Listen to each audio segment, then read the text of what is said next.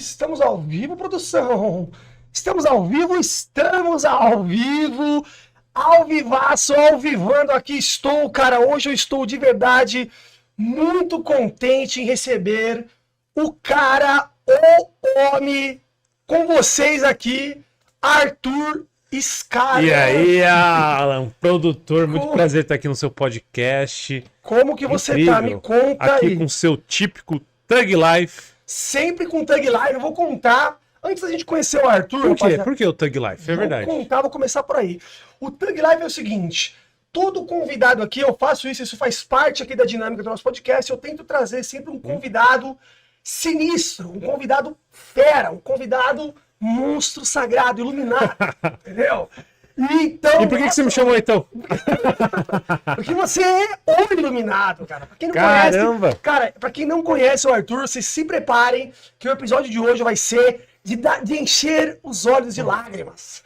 A gente vai dar risada pra caramba, com certeza, mas a gente vai também, eu tenho certeza que se emocionar com a história desse ser humano incrível. Eu já ouvi muita gente falar bem de você, e nesse sentido de seu lado humano.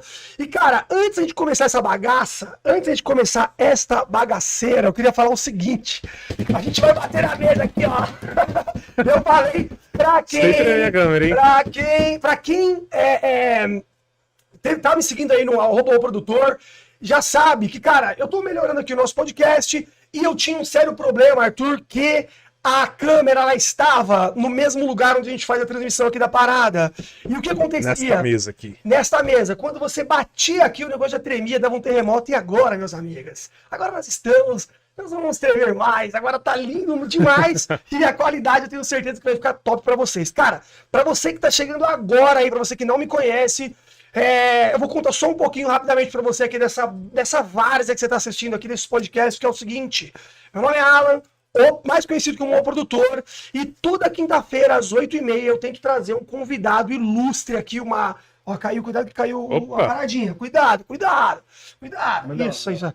Eu tento trazer sempre um convidado ilustre aqui, para dividir. Eu falo com as pessoas, Arthur, que eu sempre me identifico muito com várias histórias dos convidados que eu trago aqui. Tem sido uma característica minha escolher bem os convidados, que claro, hoje eu não tenho, vamos dizer assim, eu falo poder, mas eu não consigo chamar pessoas muito grandes, famosas e tudo mais. Então eu tenho que selecionar ali das pessoas que são menores, mas o supra-sumo da qualidade da pessoa que eu vou trazer aqui. E toda quinta-feira, às 8h30, eu faço esse podcast tentando trazer isso pra vocês, tentando trazer emoção, dar risada, tá? Então, cara, já se inscreve aí no canal, já deixa um like na live pra ajudar a gente. Comentem, cara, comentem, porque eu sempre falo, comentar é bom, que ajuda a nossa live no YouTube. Não é, Arthur? Com certeza, é fundamental. Quem tá assistindo, comentar, dar like na live, isso ajuda o algoritmo a entregar pra mais pessoas. É muito importante. É muito importante, pessoal. Mas como assim você não tá trazendo convidados famosos? Semana que vem não tá marcada aí já? Você não vai trazer aí Lula, Bolsonaro aqui pro podcast? Puta que pariu! Um debate entre Lula e Bolsonaro aqui? Eu acho que eu não tenho esse recolheu, não, cara. Eu acho que eu não consigo, não. A pessoa entrevistar o Lula ou o Bolsonaro aqui. Fazer um debate aqui, ó. Aí você tem. No ar aqui, ó. Então, rapaziada, se preparem, porque o episódio de hoje vai ser sinistro, velho. E, cara, eu falei aqui nos bastidores pro Arthur, que é o seguinte... vocês estão vendo aqui que a gente tá. Eu pelo menos estou uniformizado, tô bem uniformizado. Eu tô com. Até comentei com ele aqui também nos bastidores. Com um uniforme de trabalho aqui, ó. No terninho de advogado. E que fica muito bonito, viu? Muito elegante a sua pessoa, viu? E, cara, e aí a gente, cara, eu tô de verdade, de fato, querendo contribuir, colaborar com o MBL, trazendo aqui as figuras, aqui os porta-vozes, não só os porta-vozes, na verdade, nem tanto os porta-vozes, mas as pessoas que são pequenas, as que menos aqui, que eu sou pequeno, então trazer para poder dar uma força, porque eu acredito que o MBL, a gente vai falar de MBL também, o Arthur é do MBL, assim como a Fernanda veio aqui, então a gente vai ter espacinho para falar do MBL. E, cara, Arthurzão, pra gente começar... E você, antes de começar... Manda. Essa camiseta aqui do MBL Osasco, você quem fez aí o design de colocar o Osasco aqui. A minha camiseta também foi você que fez o design, o logo foi você quem fez. E é o produtor do Direto ao Pombo. Como o seu programa é semanal aqui? O meu programa é semanal, toda quinta às 8h30. Então, o segundo melhor programa semanal que você vai encontrar é o Direto ao Pombo, depois aqui do podcast Do Alan, produtor. Eu acho que você ainda, cara, no quesito, assim, vamos dizer, de análises políticas, você me dá um banho, né? Não tem nem o que falar. Um baita de um apresentador. Agora você tá. Aliás, vamos lá, vamos começar isso. Porque, cara, lembrando que esse podcast ele vai trazer, lógico, as tecnicidades aqui do Arthur, ele vai falar bastante da profissão dele como advogado, da carreira dele no MBL, das pretensões aí para os próximos anos. Aí a gente vai falar sobre alguns assuntos que, pô, que são pautas aí que a gente quer falar, que são pautas mais delicadas, digamos assim. Mas antes da gente começar, Arthur, para essa galera que tá assistindo a gente aqui, comenta um pouquinho aí, bem resumidamente, porque eu quero saber da sua história, pô, quero saber de onde você nasceu, como que. Toda a sua história mesmo, que eu quero mesmo conhecer você. Mas, para começar, um resuminho básico.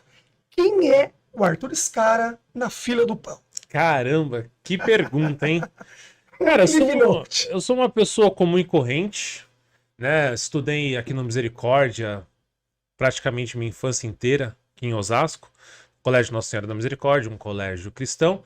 Então, me considero ser um privilegiado nesse sentido de ter tido uma boa estrutura enquanto criança, assim, sabe? Ter tido uma boa educação, uma boa base.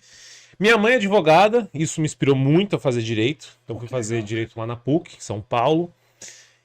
E fui ser advogado, fui viver a minha vida comum e corrente como advogado, até que eu comecei a acompanhar o primeiro mandato de um cara chamado Kim Kataguiri. Kim Katsumoto Kataguiri.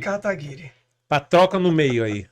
E esse cara, se acompanhar esse primeiro mandato dele, o primeiro ano de mandato dele em 2019, assim, me chamou pra missão. Sabe aquele sentimento de missão, Sim. Alan? Porque eu tava bem estabelecido, tava ali tendo a minha vida comum, corrente de advogado, tendo meus clientes, formando minha carteira. Só que quando o mosquitinho, aconteceu com você também, Aconteceu acontece comigo, com todo né? mundo. Quando o mosquitinho da missão, o mosquitinho da política te pica. E o da dengue, então, quando difícil. te. Esse é não.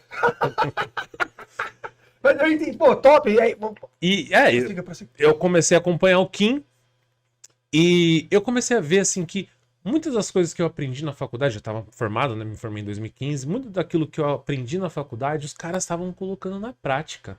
Cara, eu falei assim... Os caras, você fala, no caso, o MBL. O MBL, exatamente. E eu falei, caramba, olha que legal, finalmente alguém que pega esses conceitos que a gente tem, essas ferramentas, esse ferramental jurídico e coloca na prática. Porque o MBL é um movimento sui generis, porque ele tem uma linguagem e uma comunicação muito jovem e revolucionária, excelente a comunicação, só que os meios pelos quais o MBL quer a transformação do nosso país são os meios institucionais. É a política de fato como deveria de ser. Exatamente. Então eu falei, caramba, que legal, olha só, eles têm um embasamento ali por trás muito grande, com uma linguagem assertiva, com uma linguagem adequada para a nova geração. E aí eu comecei eu fiz aquela máxima, né? Aquela primeira coisa que você faz depois de você ter essa inspiração, que é colocar no Google, participe do MBL. Você colocou no Google, como participar? Coloquei... Eu não tinha na época que... como participar do MBL? Acho que eu coloquei literalmente, participe do MBL, como fazer. E aí tem um link lá, participe do MBL, você preenche o link, faz um processo de triagem ali e cai num grupo ali de discussão, um grupo de apoiadores, porque pro movimento, uma pessoa que acabou de entrar ali, ninguém conhece, ninguém sabe como é, você cai num grupo de apoiadores ali. E naquele grupo de apoiadores, então, era um único grupo. Nossa, que saudade dessa época, Alan, porque hoje em dia são trilhões de grupos. Hoje tá bem maior, hoje tá bem mais relevante, vamos dizer. Sim, não, eu fui também me engajando cada vez mais, assumindo mais funções, e hoje tem muitos grupos que, infelizmente, não dá para acompanhar. Antes era um só, tava ainda no meu trabalho convencional ali com os meus clientes, tinha um grupo de WhatsApp, que quando chegava no final da tarde, sabe, quando você já acabou o seu trampo, ia ali ver as notícias, e aí é um negócio interessante que eu percebi naquela época, eu falei, isso aqui é genial no seguinte sentido: como que a política era feita antigamente? Vamos colocar uma época aí pré-histórica, pré-internet. Como que as pessoas faziam política? Como as pessoas discutiam política? Antes da internet, as pessoas consumiam muito mais o jornal, as notícias vinham dos jornais. E as pessoas depois do trabalho, enfim, iam para as praças ali, tomar um sorvete, tomar um suco, tomar uma cerveja, enfim, tomar um refrigerante, e liam os jornais e comentavam o jornal, as notícias ali do dia. Então, esse comentário comunitário das notícias políticas eram feitos nas praças, antigamente. Só que depois da internet não tem mais isso, não tem mais jornal direito Não, físico. não. Tem, é até pouco, tem, mas diminuiu pouco, drasticamente. Drasticamente. E as pessoas já não frequentam mais a praça como frequentava algumas décadas atrás. E o grupo ali era uma mimetização disso, era uma praça pública que as pessoas estavam discutindo as notícias políticas do dia com aquela comunidade. E eram discussões assim, sempre tem, todo grupo de WhatsApp, todo mundo sabe que é assim. Tem uns 10 ali mais engajados, Sim. que estão sempre ali. Nossa, tem uns grupos que tem. E os engajados são os que. Tem o cara que é o manipulador. Grupo, né? Tem um cara que quer monopolizar todo o debate, que só ele quer falar, tudo ele responde, parece que o grupo é do cara. Também tem esse cara. Tem esse cara, tem eu, tipo, que sou um fantasma, que não só apareço. Tem os caras que só acompanham, leem e às vezes faz um comentário ou outro. Tem uns que nem aparecem no grupo. Normal. Mas eu falei, nossa, isso aqui é genial. Comecei ali a me engajar com aquela galera, com aquele grupo, discutindo e tal. Até que um dia veio o convite para fazer parte dos grupos de ação. Tinham vários grupos de ação. Um deles era a redação. Sempre gostei de escrever. Super, trocadilho do carilho, né? Redação, grupo de ação. Grupo de ação, redação. Tem, redação, ó, vamos lá, vamos colocar aqui. Quem quer entrar no MBL, quais são os grupos de ação que pode participar de um determinado núcleo do MBL, né? Outra questão, né? Apesar de ser de Osasco, eu moro na divisa Osasco-São Paulo, eu entrei no grupo de São Paulo, porque era um grupo mais ativo, mais engajado, maior. São Paulo, né? É a capital aqui do nosso estado. Ainda é o grupo mais assim, mais ativo. É o maior grupo que existe do MBL em todo o Brasil, é o núcleo de São Paulo. Exatamente. Número de apoiadores, de pessoas nos grupos de ação, com certeza, São Paulo é disparado maior. Assim, disparado maior. Né? Então, tem um grupo de ação, né? Os grupos de ação. Tem a redação, os mediadores, tem a banda, tem os memeiros, né? O grupo de criação, tem o grupo de fiscalização, que vai ver os gastos ali das verbas dos vereadores, os gastos das subprefeituras. Então tem um grupo que a gente chama de comitiva. Certo. Então tem uma variedade de grupos que alguém pode fazer parte. E aí eu entrei no grupo de redação. E comecei a escrever para o MBL. Você escreve, cara? Eu não sabia não que você tinha Escrevo, essa habilidade gosto de escrever. Hoje em dia tá mais difícil, né? Em relação a tempo. Porque para você fazer um texto bem feito, tem uma parte de pesquisa, tem a parte de você redigir o texto, você aprimorar o texto. Sim. Tem que se debruçar naquilo. Algumas horas, né? E eu fiz alguns textos bem legais aí, começou a chamar atenção também. Aí eu lembro, nossa, primeira vez que eu recebi uma mensagem do Renan Santos. Porra, parabéns, baita texto. Caramba, o cara leu meu... artigo. Porque assim, você é um apoiador, você tá ali meio distante, né? Boa, aí você tá escrevendo, tá ajudando. Antes tinha o MBL News, tinha um site que era de notícias, assim, né? Só que é difícil concorrer com o site de notícias que existe hoje. Só que tinha esse nosso site de notícias, então a gente escrevia para lá. Hoje a gente adaptou, colocou isso mais para as redes sociais. Então ainda tem a redação, mas ela é mais focada para as redes sociais.